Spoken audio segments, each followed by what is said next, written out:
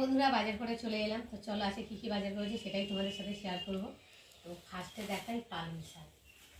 তো দেখো পালং শাকগুলো কত সুন্দর টাটকা আর কত সুন্দর কচি কচি পালং শাক।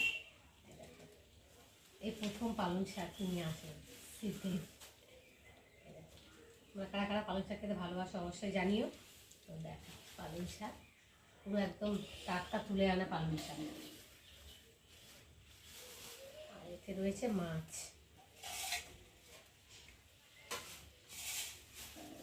কাটা বোনা মাছ।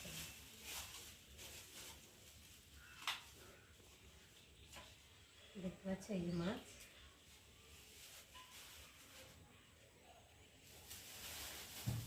আর আছে এখানটায় ধনে পাতা আর টমেটো আর উচ্ছে।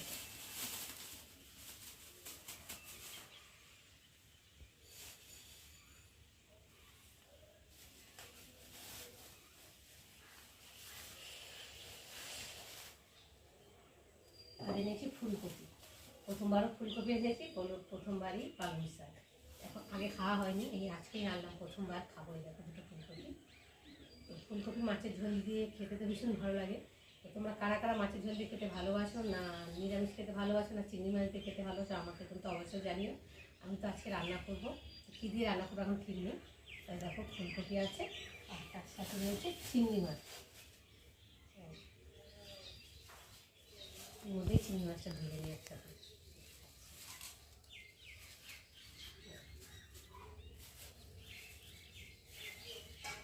চিংড়ি মাছটা দেখাচ্ছি তোমাদেরকে, সাইজটাই খুব বড় না খুব ছোটো না, মানে মাঝারি চিংড়ি মাছটা। আর আলু ফালু তো আরও সবজি টবজি সব আছে। তো বাজারে গেলাম, এই সবজি নিয়ে এসলাম। তো কেমন লাগলো তোমরা কিন্তু অবশ্যই কমেন্টে জানিও। তো চলো আবার দেখা। দেখো বন্ধুরা কাটাকুটি করে চলে এলাম রান্নায়। তো আসো এখানে দেখাচ্ছি, এই যে কপিটাকে ভালো করে ভেজে নিয়েছি নুন আর লঙ্কা হলুদ গুঁড়ো দিয়ে। আর এই যে আলুটাকে এখন ভাজবো। আর রান্না হবে এখানটা পালং শাক। আর এখানটা রয়েছে আলু দিয়ে বেগুন দিয়ে চিংড়ি মাছ দিয়ে করবে, এই যে চিংড়ি মাছ রয়েছে। আর এই যে মাছটা ভেজে নিয়েছি। আর এখানটা আছে আদা বাটা, জিরে বাটা, রসুন বাটা, পেঁয়াজ বাটা, ধনে পাতা, কাঁচা লঙ্কা, টমেটো। তো চলো এখন ফোড়নে দেবো, মাছের ঝোল বসাবো। তার জন্য ফোড়নে দেবো জিরে ফোড়ন। জিরেটা একটু ভালো করে ভেজে নেব। এবার দিয়ে দেবো কেটে রাখা আলুগুলোকে একটু ভালো করে ভেজে নেব ফোড়নের সাথে।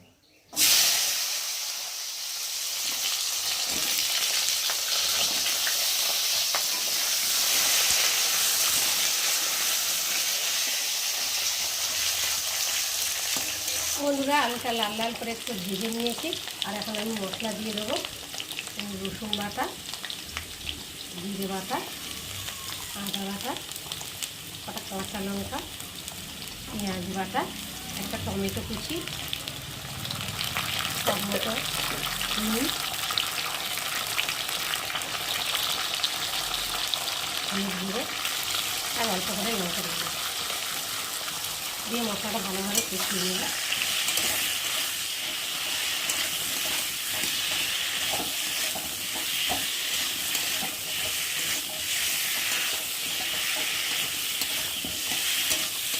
মশলাটা ভালোভাবে বসানো হয়ে গেছে, মশলা থেকে গন্ধ ছেড়ে দিয়েছে একটা ভাজা ভাজা। আর এখন ভেজে রাখা ফুলকপিগুলো দিয়ে একটু মশলার সাথে হালকা করে নিয়ে নেব।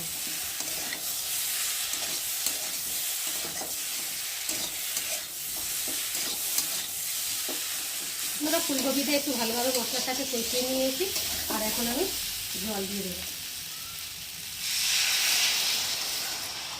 তো ভালো করে নেড়ে দেবো, যেহেতু মশলাগুলো লেগে রয়েছে কড়ার চারিবেলায়। মশলা কষাতে গেলে তো লাগবে, তাই না বন্ধুরা?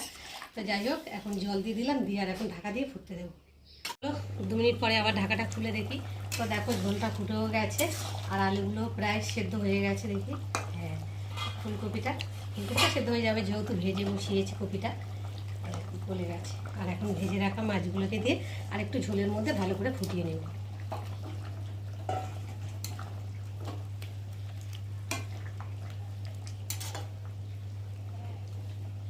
নিয়ে আর উপর দিয়ে এখন আমি ধনে পাতা কুচি ছড়িয়ে দেবো,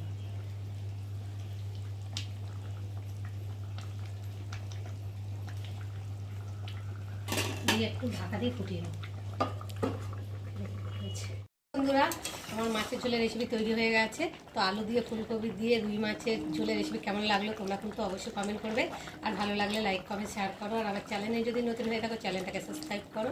তোমাদের সঙ্গে আবার দেখা হবে পরের ব্লগে, ততক্ষণ তোমরা তোমাদের খেয়াল রাখো। তোমরা আমার চ্যানেলটাকে সাবস্ক্রাইব করতে থাকো আর আমি এদিকে ঢালতে থাকি।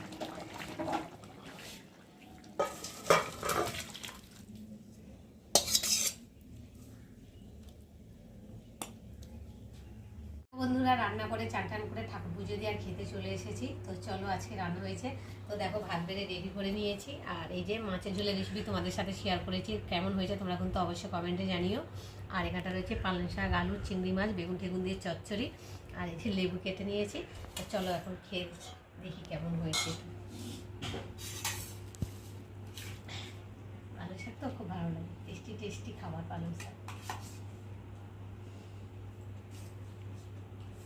আর আমি খাবো লেজা। তো আমার লেজা খেতে ভীষণ ভালো লাগে। তোমরা কারা কারা লেজা খেতে ভালোবাসো অবশ্যই কিন্তু কমেন্টে জানিও। তো দেখো, আমি এখন লেজা নিয়েছি আর ফুলকপির ঝোল নিয়ে যা লাগবে না খেতে। তো দেখো, সব রেডি করে নিয়েছি আর এখন খেতে বসবো। আর মেয়ের ভাত রেডি করে নিয়েছি, মেয়ে আসবে খাবে। তো ততক্ষণ আমি খেতে থাকি।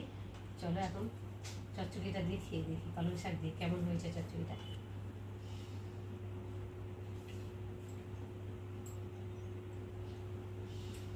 সব দারুণ হয়েছে। চিংড়ি মাছ দিয়ে করেছি না, চিংড়ি মাছ যাতে দেবে তাতেই টেস্টি হয়।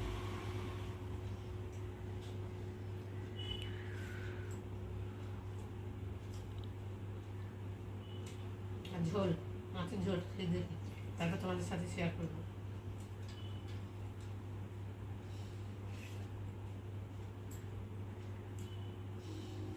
ফুলকপিতে খুব টেস্ট হয়েছে।